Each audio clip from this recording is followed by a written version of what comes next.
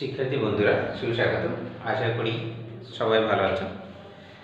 আজকে যে বিষয় নিয়ে আমরা আলোচনা করতে যাচ্ছি সে হলো সপ্তম শ্রেণীর 240 পৃষ্ঠার 3 নং যে প্রশ্নটা আছে, একটি আয়তক্ষেত্র ঘরের মেঝের ক্ষেত্রফল 132 বর্গমিটার, মেঝের দৈর্ঘ্যকে 6 মিটার কমালে এবং প্রস্থকে দ্বিগুণ করলে ক্ষেত্রফল অপরিবর্তিত থাকে।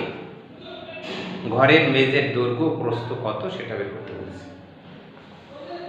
তাহলে আমরা এটা লিখতে পারি, ধরি আয়তাকার মেঝের দৈর্ঘ্য, ধরি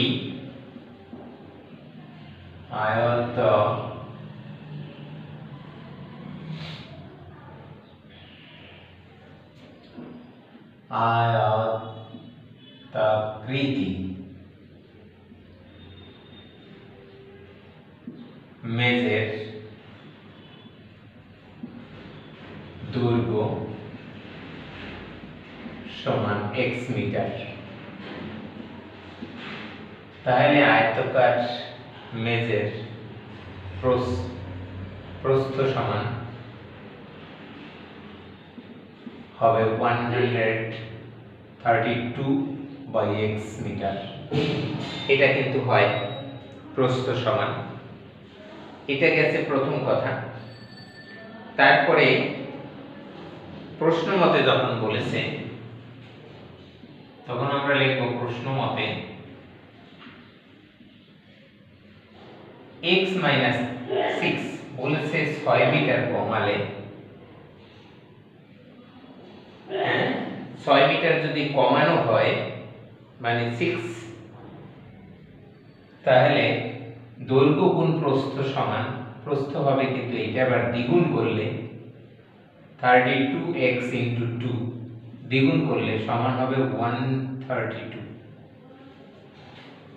তারা বলেছিল যে 6 মিটার কমালে প্রস্থকে দ্বিগুণ করলে ক্ষেত্রফলের পরিবর্তন হয় না, ক্ষেত্রফল যা আছে তাই থাকবে। তাহলে আমরা এইটা প্রশ্ন মতে লিখতে পারি। এখন সমান আছে তাই বা x - 6 ইনটু এই দুই দিয়ে এটাকে গুণ করলে এখানে হয় x উপরে হয়, এখানে আর ব্র্যাকেটের দরকার হয় না। তাহলে এখানে হয় 4 6 2 সমান এখানে 3 2, এটা হয় কিন্তু এখানে আমরা এটা লিখে দিলাম। এরপরে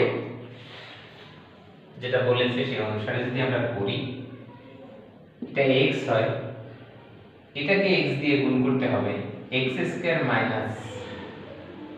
6x, এত গুণ।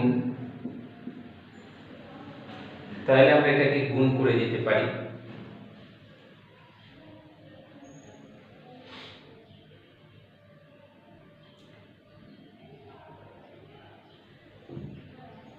এখানে যেটা পেয়েছি তাতে আমাদের গুণ এইভাবে না করাই ভালো, কারণ এটা তো গুণ, যোগ না যে লসাগু হবে। গুণ করলে এখানে হবে x, উপরেরটার সাথে গুণ করলে 264 * x - 6 সমান, যদি এটা যোগ হইতো তাহলে সরল হইতো, কিন্তু এটা তো যোগ নয়, গুণ হয়ে যাবে। এরপরে যেটা আমরা পেয়েছি সেটাকে এখন কি করতে পারি, উভয় পক্ষকে আমরা 132 দ্বারা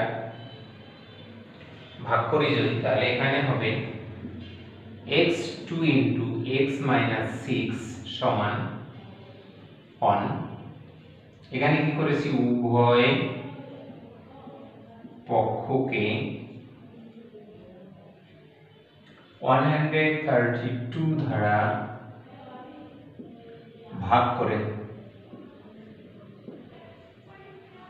2 দ্বারা ভাগ করলাম। তাহলে এখানে 132 দ্বারা এটাকে যদি ভাগ করি তাহলে এখানে 2 হয়। এবারে এটার মনে মনে এখানে 1 আছে, এটা দিয়ে যদি এটাকে গুণ করি, এটা দিয়ে যদি এটাকে গুণ করি, তাহলে আমরা একটা পজিশনে আসতে পারি। তাহলে এখানে এই 2 দিয়ে যদি এটাকে গুণ করি তাহলে হয় 2x - 12 সমান x, এটা কিন্তু আসে। এখন এটা মাইনাস আছে, এটা প্লাস আছে, পাশ থেকে নিয়ে আসি, বা 2x - x সমান 12, বা 2x থেকে একটা x বাদ গেলে থাকে একটি x, তাহলে x = 12। তাহলে আমরা এখানে কিন্তু দৈর্ঘ্যের মাপটা পেয়ে গেছি।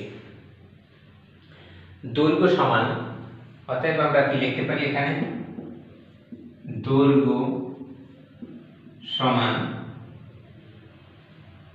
12। এটা হলো আমাদের কাছে কে চেয়েছিল, এখানে কি চেয়েছিল, ঘরের মেঝের দৈর্ঘ্য ও প্রস্থ কত। তাহলে আমাদের প্রস্থটা এখানে ছিল, আমরা লিখব প্রস্থ সমান, নিচে হবে 12, উপরে হবে 132, ইকুয়াল টু লিখতে পারো যায় 1/1 অর্থাৎ 11। তাহলে প্রস্থ সমান সমান পেলাম 11, আর দৈর্ঘ্য সমান পেলাম কত, 12। তাহলে তোমাদের প্রশ্নের উত্তর কিন্তু বেরিয়ে গেছে। এরা বলেছিল ঘরের মেঝের দৈর্ঘ্য ও প্রস্থ কত নির্ণয় করো। আমরা প্রস্থ এবং দৈর্ঘ্য খুব সহজে বের করে দিলাম। আশা করি তোমরা বুঝতে পেরেছো।